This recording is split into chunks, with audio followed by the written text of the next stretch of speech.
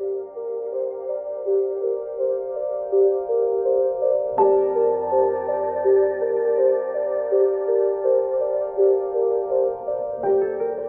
Puku Story Festival is a wonderful celebration of South African formats, African story, African song, African books, all kinds of African literatures, written, spoken, sung. It is just an amazing feast of all of these forms coming together.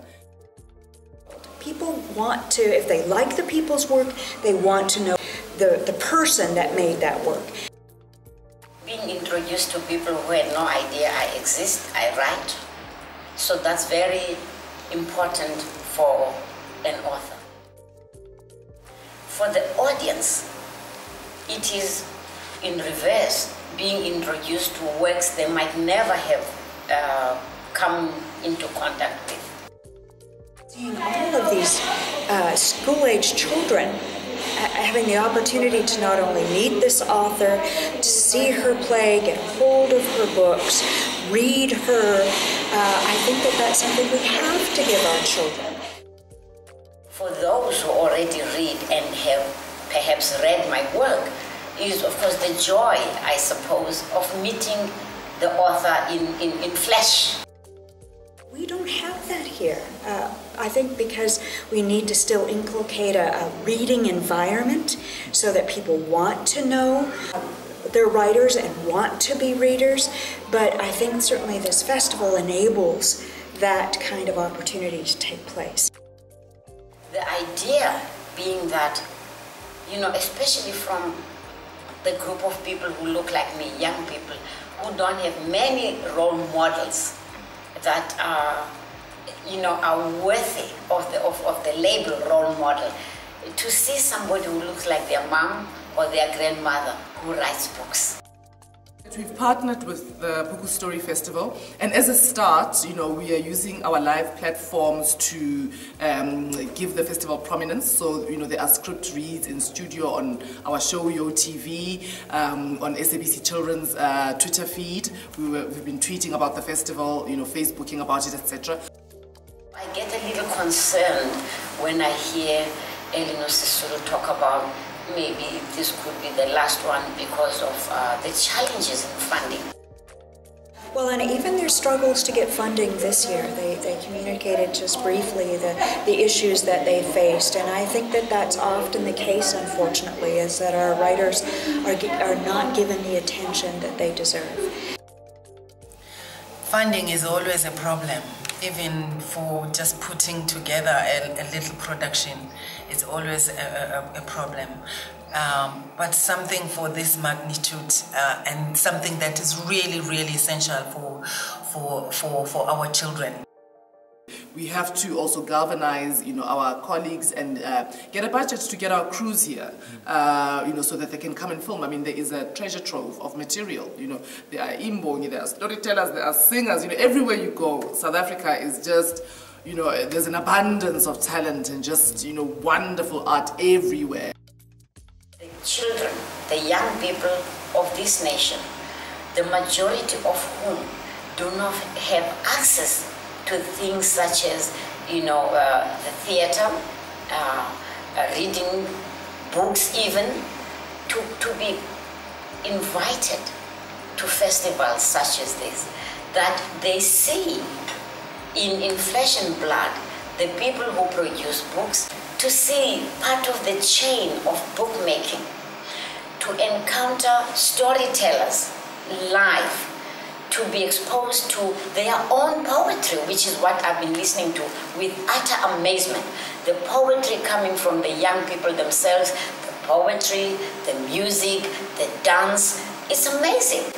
And that should be an encouragement to them, that they see that what they do is of worth and is applauded by even people who are published, even people who have some name and recognition.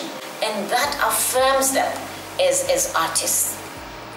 So I hope and pray that Puku Children's Storytelling or, you know, Literature Festival goes on. What I really enjoyed and love about the Puku Story Festival is that it gave children access to stories, it gave children access to books, it gave children access to theatre. Most of the children don't go to theaters. For me, it's been really an eye-opener. You can see that the children, they don't know what to expect. They're making noise, and as an artist, you really have to be patient with them. So you have to entice the children.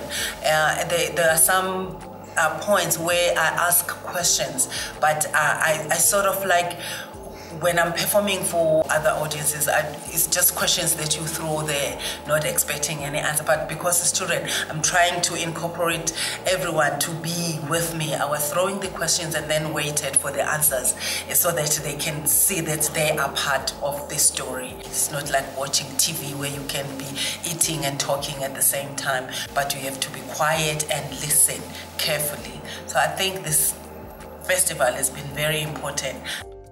Children are here from schools, children are experiencing stories, experiencing literatures, but also children are, singing. They are part of choirs. Children are izimbongi.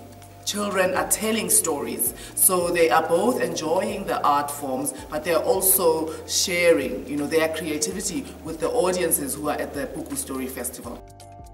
To be a reader is not only to be a writer, but to understand where you are, to understand your past and to project your future. And that's what we have to be able to encourage our young people to do, is to read. And if this kind of festival enables that, I think it's something that definitely has to have the resources presented to it generously, abundantly, to make that possible. I've heard many different languages, I've heard isiXhosa, I have heard Sesotho, I have heard English, I have heard Afrikaans, all of that, the explosion of languages has really just been it's been rejuvenating for me. The part of this festival is teaching children to read, which is something that is very important because most of our kids now, they just watch television and they only read their texts when it's to prepare themselves for their exams. But reading anything that you can put your hand on, like today, yesterday I was on stage with the woman who wrote the play Mother to Mother, and most of the kids didn't even know who she was, and they know me because they see me on television. This year, as we're celebrating Mamsindi Makona, who is a living legend, it is amazing for school children to come from all over the Eastern Cape, to come and witness and celebrate our legend, Makona. It is a humbling experience. But I'd be lying if I didn't say it's also affirming for me and exciting. The recognition at home base is something that one doesn't often get. As we say in isiXhosa, indonga enhle ikhiwe ezizweni. We always admire things from afar, and yet there is so much wealth, so much beauty, so much comment right at our own doorstep. For myself as a content producer, as a broadcaster, as well, to come and drink from the well of Makona, to see the wealth of knowledge and books that she's got, that we as the SABC as well can ensure that they come onto our platforms and we give our children access to those books. Eleanor, Sisulu and Puku, they have to be commended on doing something like this. And I hope it's not the last, because there are a lot of artists, there are a lot of writers, storytellers, musicians who deserve to be honored in such a manner. I think a lot of other artists as well will be willing to come and tell their stories, and other writers and everyone, because our children are, they are the future of our country. I think it is sad, very sad, that I encounter, often talk to university students who haven't heard, not just of Cindy Magona, that's understandable, who haven't heard of Nadine Gordimer or Andre Brink or Onkai or Jolobe or all of the other great writers. It's a shame. It should be part of the building of the nation. It should be part of just growing up South African, that you know who your writers are, dead and living. No young person who is South African should go through and not even know the Nobel laureates in writing of this country. Something is wrong with our education. Education is not only formal, there is informal education. But if the parents don't read, the kids will never know about the Nadine Godimas of this world. And if the teachers don't read, then this child, this young person, grows up with a huge deficit.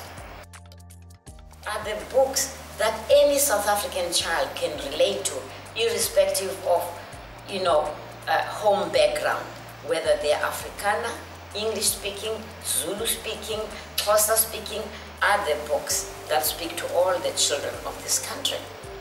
That is part of nation building, that a child can relate to a character, irrespective of color or language. I think this is very, very important to try and get whatever funding. Corporates, we can put them together, because these are children. We need to nurture our children. We have to do everything in our power. All of the stakeholders, government, business, storytellers, all of us have to do everything in our power to keep the Puku Story Festival alive. Thank you very much.